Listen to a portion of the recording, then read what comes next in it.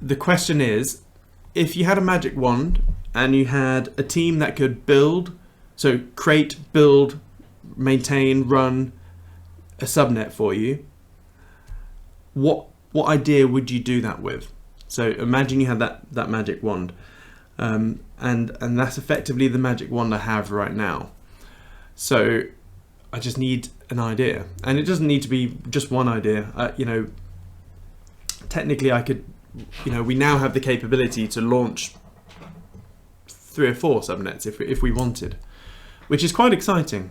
But we just need the right idea, and I can't quite put my finger on it because, and let's skip, here we go, let's make it a bit easier because it is quite confusing. So when you look at all these subnets, one, it's quite hard to understand what a lot of them do, and when you initially ask your brain to come up with an idea of a subnet, like you need context.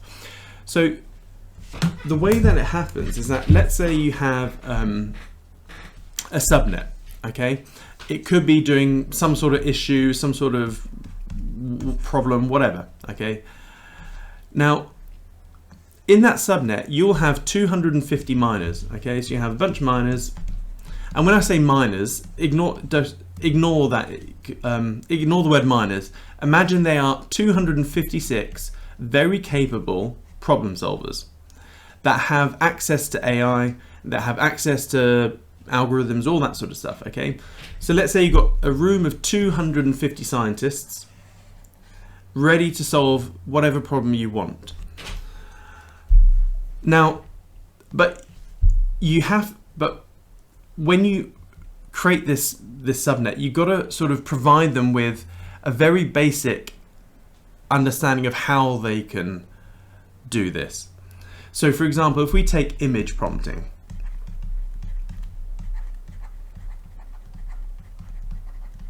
what will happen is that the user will go to Corcel, let's say, and they'll put a text prompt in, you know, give me an image of a fish, please, okay?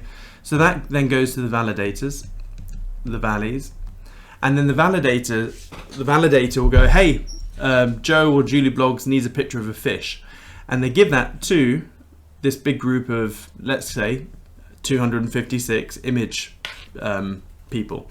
Now, all of these people have been given a very basic algorithm of how to make an image, right?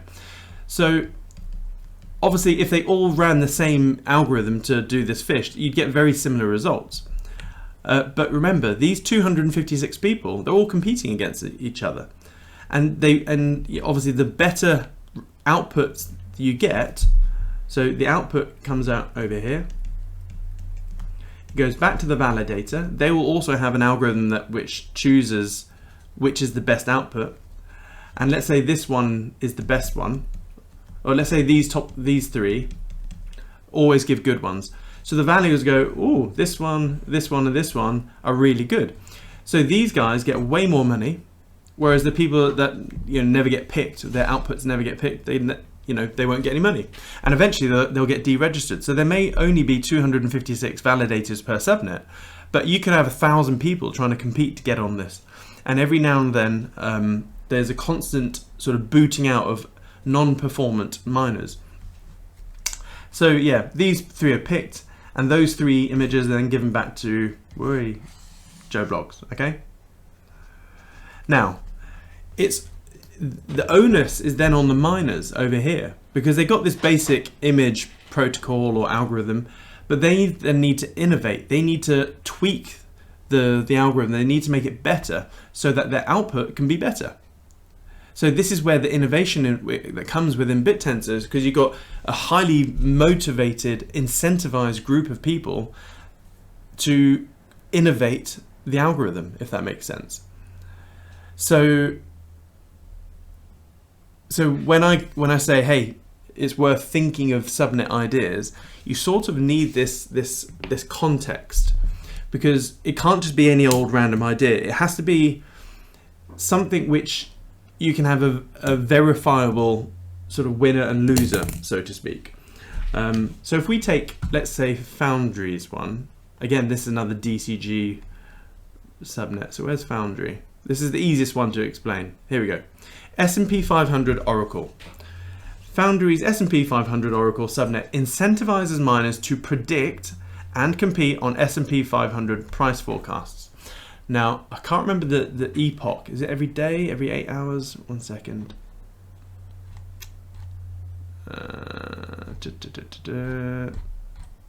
not much data here for the moment. I can't remember the epoch. Let's just say it's a day. Okay, so let's go back to our framework here, and let's start again. So, what happens? So, a user will come along and go and say, "Hey, what is the price of the S&P 500 in 1 day's time, in 24 hours?" The Valley will then send that sort of prompt, that request to the miners, and then the miners, all 256 of them, will come up with their answers. Okay, and then obviously they all go to the Valley, the validator, and then guess what? In 24 hours time, we have an undeniable answer. We know what the price of the S&P 500 is. Then the validator can very easily go, "Oh, you three over here, you have the correct answer. So you get more money. You guys were shit, and guess what? You guys are always shit and nowhere near the answer. We're going to kick you off and let another bunch of people in." And so, I guess the product here. Oh yeah. So they then go back to the thingy. So the miners here are basically trading the traders effectively, because they have to craft their algorithm, their trading bots, whatever, to the point where it's really damn accurate. So if there is, let's say one miner over here suddenly absolutely nails it in terms of their algorithm, and is consistently predicting the price of the S&P 500, guess what? This whole subnet is then worth a shit ton of money, because banks, traders, whatever, will pay a lot of money to have access to the price predictions of this miner, or no, just this subnet. And that's one of the, that's where Tau will come in, because in order to get access to this price prediction subnet, a bank will then have to pay X amount of Tau, or they'll pay, hey, we'll pay $1 million a month to have access to this. That $1 million a month will have to be converted into Tau to then access the subnet, and therefore you have a massive buoyancy of price buoyancy. So this is how this particular subnet innovates in terms of quant stuff. But there's lots of because it's so early days, a lot of these price prediction type things are shit, because all of these miners, guess what they're doing? They're doing martingale predictions.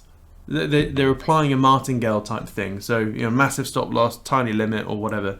So a lot of the miners do well until they're not well. So yeah, so let's go back to what I said here. Like, if you had ideas about a subnet,